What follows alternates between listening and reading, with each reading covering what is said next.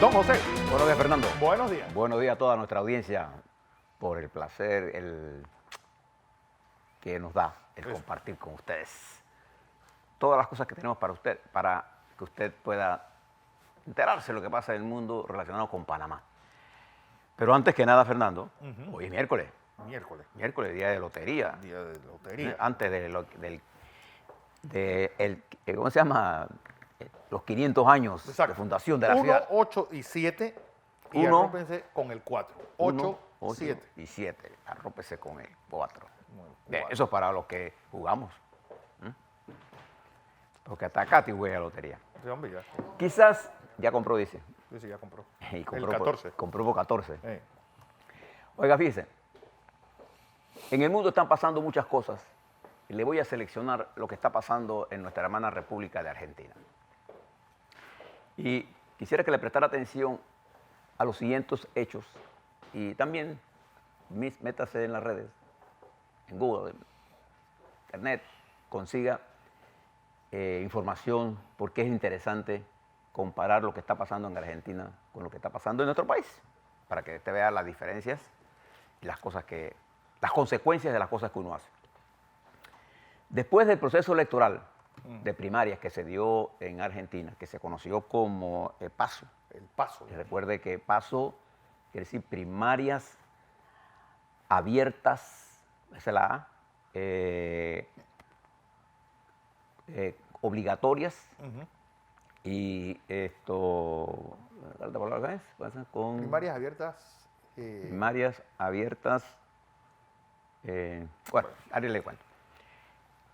Después de esos resultados, en la que participó el 75% del electorado, es casi imposible revertir eso. que ¿No? el presidente Macri podía revertir eso. Eso tuvo un impacto que yo les contaba entre lunes y martes en las finanzas en Argentina. Y una de las cosas que ayer pasó, después del desplome del peso comparado con el dólar, después del incremento de la tasa de interés local, el riesgo país de Argentina se duplicó. ¿Qué significa riesgo país? Cuando usted habla de riesgo país, o en inglés country risk, usted lo que está midiendo es, a través de un indicador, la sobretasa que ese país tiene que pagar cuando sale al mercado a financiarse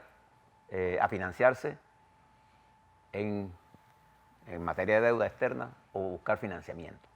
Esa sobretasa normalmente se mide en función de la tasa de otro país que sea estable y que sea la rentable. La sobretasa de Argentina se mide en función del bono del Estado de los Estados Unidos a 10 años, que en este momento está por el orden de 1.6. ¿Qué significa para Argentina lo que pasó ayer? Que con una sobretasa de 1.770 puntos que incrementó de 860 a 1.770, Argentina al salir del mercado arranca con tener que pagar una sobretasa de arranque de 17%. 17.7. Nada más. O sea, fíjese, a eso tiene que sumarle usted la base y el nivel del libro, y eso lo pone casi en 21%. Sí.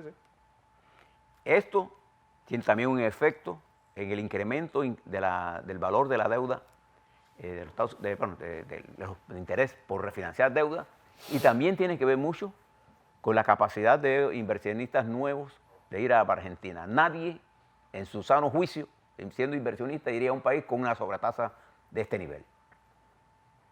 Y como si fuera poco, el presidente Macri se ha encargado desde ayer para acá a echarle fuego a todo esto, cuando lo que debería implementarse es el diálogo, la calma, para lograr resolver este problema.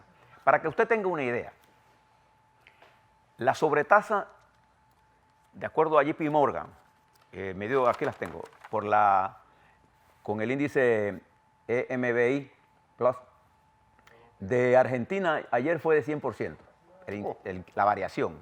Terminó en 1771 con un índice bajo de 1467, una media de 1500 y terminó en 1771. En Brasil, esa misma sobretasa es de 239 puntos con un incremento de 5.75. Ayer, la sobretasa de Panamá era de 127, con una variación en negativo de menos 4.51. ¿Qué significa eso? Si usted compara Argentina y Panamá, el riesgo país de Panamá con Argentina es mucho más riesgoso, casi 15 veces más, invertir en Argentina, comprar bonos Argentina, que en Panamá. Y esto lo muestra cuando el gobierno de Cortizo salió al mercado. Nosotros conseguimos tasas por debajo para financiamiento de la deuda de corto plazo, que es la más difícil, del 4%. Y de largo plazo, a 40 años, que también es más grave, más difícil todavía, a 3,81%, aproximadamente. No es precisamente el número, pero es por debajo de 4%. Eso está indicando que el nivel riesgo país Panamá es de los más bajos de nuestra región. El nivel de riesgo de Argentina de hoy es el segundo más malo del planeta Tierra, solo superado por Venezuela, que es de 11.000. ¿Ese dónde está Argentina? ¿Y por qué yo le hablo de estas cosas? Porque es difícil entender la finanza. No, nuestras mujeres, sobre todo las mujeres que dirigen las finanzas de su hogar, son las máximas economistas que yo conozco. Porque la economía, por definición, es la administración de recursos finitos para necesidades infinitas. Y entonces ustedes lo miren en su casa, usted con el dólar que usted recibe, usted hace maravillas, porque usted es una administradora de esa. Entonces, es el momento en que los ciudadanos panameños debemos entender las finanzas internacionales para poder definirnos con respecto a las políticas que los gobiernos están tomando. Cuando el país exhibe una salida al mercado como la que tuvo Panamá, es envidiable. Los argentinos nos envidian a nosotros por las transacciones que acabamos de hacer. Hace cuántas semanas nosotros hicimos estas transacciones y anteriormente el gobierno de Varela había salido al mercado también con transacciones buenas. No solamente en los intereses que logramos, sino en la sobreoferta para financiarnos. ¿Y qué quiere decir al final de esto? ¿Qué es lo que mide el índice de riesgo? La capacidad de repago a corto plazo en particular que tengan los gobiernos a los préstamos que se están haciendo. Eso es lo que mide. Entre menos capacidad tenga usted, más alto es su riesgo. Esto es lo que se conoce en inglés como el spread. Entonces, si usted sabe todas esas cosas, téngalo en consideración, porque por ahí vi un proyecto de ley que está tratando de ponerle impuestos a las exportaciones de divisas en Panamá. Esas cosas hay que mirarlas. De remesa, perdón. Hay que mirarlas con mucho cuidado. Nosotros no podemos estar haciendo cosas que incrementen el riesgo. Por eso que la decisión del gobierno de no subvencionar, de dar subsidios al consumo de energía eléctrica, es una decisión correcta. Lo dejó a 300, pero es que en general no lo debe a nada. Nosotros tenemos que tener claro hacia dónde va. Mira Argentina. Pero no solamente el riesgo país se mide en términos financieros, el riesgo político país. Observe lo siguiente, que Fernando comenzó con esto y pensé que le iba a dar un poquito más de información, pero como estaba haciendo los titulares, mire lo que pasa entre Bolsonaro, el presidente de Brasil, y el candidato presidencial y con probabilidades altas de ser presidente, Alberto Fernández. En una entrevista que le hacen en los canales de televisión a Alberto Fernández, candidato por el peronismo, al referirse a las declaraciones de Bolsonaro, a Jair Bolsonaro de Brasil, el presidente, que dijo que si ganaba el peronismo, se iba a producir una migración masiva, porque iba a ser un desastre. Lo que sería un gobierno peronista, Fernández le responde que me ataque a mí, un misógeno, es decir, un hombre, un racista y un extremista. No, y homofóbico. Y homofóbico, a mí no me produce absolutamente nada. Ese que están viendo ustedes es el presidente de Brasil, que se cree el Trump sin tener la gracia ni el poder de Trump. Un capitán. Un capitán. El presidente Trump tiene mucho más recursos, más mediáticos, tiene mayor capacidad de comunicación. Además, es presidente de una nación poderosa. Brasil se encuentra en un crecimiento de 0.8%. Y fíjense, esta controversia Brasil-Argentina aumenta el riesgo político del país, de ambos. O sea, ya no solamente es la especialidad de mirar el riesgo financiero, que es lo que mide el country risk, sino el riesgo político, que significan las acciones de los dirigentes cuando toman este tipo de decisiones. Ahora compárelo con lo siguiente. En la guerra comercial entre la República Popular China y los Estados Unidos, después de muchas presiones del sector empresarial norteamericano, del Banco de Reserva de los Estados Unidos y de muchos países aliados, el presidente de los Estados Unidos ayer pestañó. Blinka. ¿Por qué? Porque tuvo que retroceder, poner en pausa los aranceles que tenía previsto para el 1 de septiembre, ¿sí? Dentro de unos días, para el 15 de diciembre. Y fíjese el argumento que dijo el presidente, lo escuché. El presidente de los Estados Unidos, que le había dicho al pueblo norteamericano que le estamos quitando millones de dólares, billones de dólares a los chinos que están pagando, en realidad el presidente de los Estados Unidos está diciendo una cosa incorrecta técnicamente. Los aranceles no lo paga China, lo pagan los importadores norteamericanos en los puertos norteamericanos y al final lo pagan los consumidores norteamericanos. Y fíjese el argumento de ayer del presidente. He decidido postergar esto hasta el 15 porque no quiero que los consumidores norteamericanos reciban un incremento, un posible incremento, dijo, en los precios de ¿qué? De los juguetes, de los smartphones, de los celulares, de las computadoras, que eso es lo que se vende. En realidad, este 10%, el volumen más grande era sobre esto que iba... Productos de consumo. Claro, que iba directamente al consumidor norteamericano. Entonces, él retrocede. Después de una conversación entre el secretario del Tesoro de los Estados Unidos y el primer ministro de la República Popular China. Nosotros debíamos darle seguimiento a todas estas cosas que están ocurriendo, porque nosotros tenemos que mirar el mundo. Cuando estas potencias se mueven, recuerda cuando China devaluó su moneda, lo que pasó el lunes pasado, que ya se corrigió. Ayer, solo por esta decisión del presidente Trump, los mercados volvieron al mismo nivel. El índice Dow Jones había perdido el día martes 1.4% y ayer, por esta decisión, recuperó 1.4%. Bueno, también él ayer decía que China estaba movilizando sus tropas hacia la frontera con Hong Kong. Ese es otro punto. Eso es otra cosa que... Eso es otro punto. O sea, estoy hablando exclusivamente comercial y ahora mírenlo con Argentina y Brasil.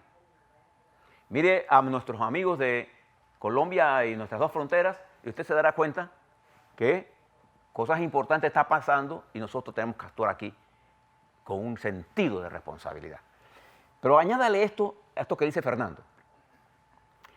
En una reunión que el presidente de los Estados Unidos tenía con la inteligencia de su país, al salir de él tuitea, porque todo lo hace por Twitter. La inteligencia de los Estados Unidos ha detectado movilización de tropas chinas a la frontera de Hong Kong. Pido calma a las partes. Inmediatamente desata una discusión política. Porque esto no es una discusión para mandarla por Twitter.